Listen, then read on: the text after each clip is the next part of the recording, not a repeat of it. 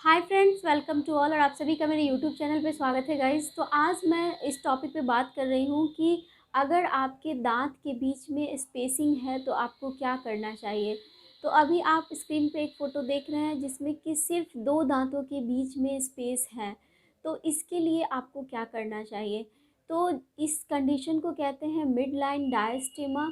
और इसको हम लोग बहुत ही अलग अलग तरीके से इसे हम लोग करेक्ट कर सकते हैं, जिसमें कि सबसे पहले होता है फिक्स्ड ऑर्थोडोंटिक ट्रीटमेंट। मीन्स आप इसे दांतों पे ब्रेसेस लगवा सकते हैं और इसको मिड लाइन डायस्टेमा को आप क्लोज करवा सकते हैं। जैसा कि अभी मैं एक फ़ोटो दिखा रही हूँ गाइज, ये मेरे खुद के पेशेंट का है और इनके दांतों के बीच में गैप था। और इसको करेक्ट करने के लिए जो है मैंने यहाँ पे फिक्स्ड ऑर्थोडोंटिक ब्रेसेस लगाए हैं। और इसको लगाने के बाद जो ये पेशेंट का रिज़ल्ट है वो कुछ इस प्रकार है।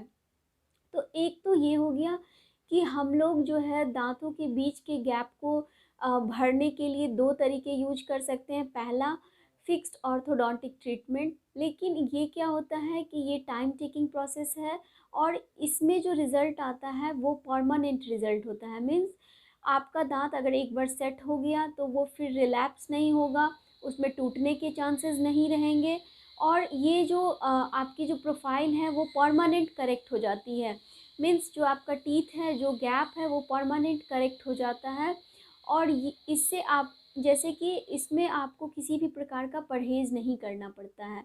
और इसका रिज़ल्ट 12 महीने से लेकर के 18 महीनों के बीच में आ जाता है और जो कि रिलैप्स नहीं होता है। उसके अलावा एक और चीज़ है कि जो जब हम दांतों के बीच में गैप को भरने के लिए पिन लगाते हैं तो पिन लगाने के तुरंत बाद मीन्स लगभग 6 मंथ्स, 5 to 6 मंथ्स बाद आप देखेंगे कि दोनों दांत आपस में चिपक गए हैं, दोनों दांत आपस में क्लोजली आ गए हैं और कोई भी गैप नहीं है।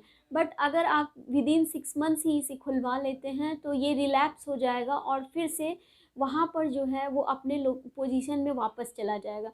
तो इसके लिए ऐसा ना हो, इसके लिए हमें इसे रिटेंशन फेज़ में रखना होता है। और ये ड्यूरेशन लगभग 18 महीने तक हम लोग इसको लगा के रखते हैं और फिर जो रिज़ल्ट आता है वो परमानेंट होता है। एंड डायस्टेमा क्लोज़ करने के लिए जो एक इमीडिएट मेथड है वो है आपका कंपोजिट रेस्टोरेशन। मीन्स अभी जो मैं आपको एक केस दिखा रही हूँ इसमें आप देखेंगे कि पेशेंट के बीच में गैप है दांतों के बीच में।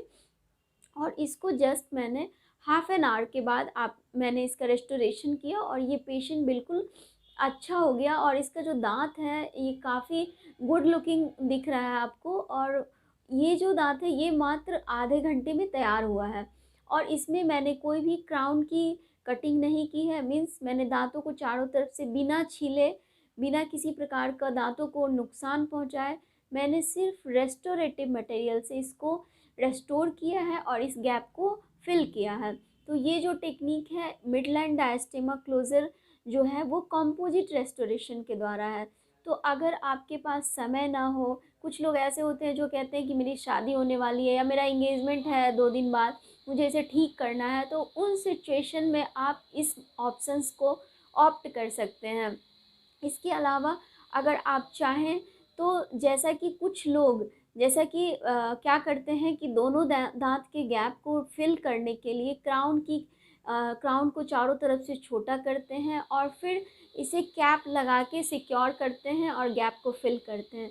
तो गाइज़ ये मेथड जो है, ये मेथड अभी लोग यूज़ नहीं करते हैं क्योंकि इससे बेहतर टेक्निक्स हैं अपने पास। हमारे पास रेस्टोरेटिव मटेरियल की एडवांसमेंट हो चुकी है। तो हम क्राउन की लेंथनिंग को कम नहीं करते हैं क्योंकि इससे हमारे जो ओरिजिनल टीथ है उसकी भी हाइट कम हो जाती है, उसकी लेंथ कम हो जाती है और अननेसेसरी हमें आर्टिफिशियल क्राउन की मदद लेनी पड़ती है। तो ये जो थर्ड वन मेथड है वो अभी प्रचलन में नहीं है। और इसके बजाय या तो आप फिक्स्ड ऑर्थोडोंटिक ट्रीटमेंट करवाएं या फिर आप रेस्टोरेटिव मटेरियल के द्वारा इसे सिक्योर कर सकते हैं। और ये तो हो गई जब आपके दांतों के बीच में सिर्फ दो दांत के बीच में गैप है।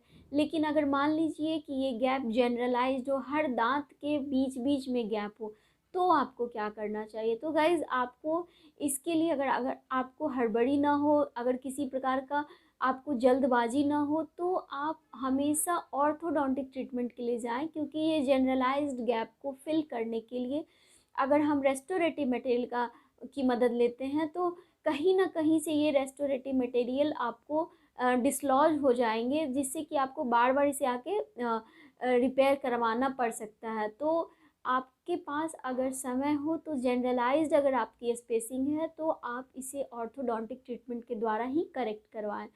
तो उम्मीद करती हूँ कि जो आज का वीडियो है गाइज़ वो आपको अच्छा लगा होगा और दिए गए जानकारी आपके लिए लाभदायक होगी।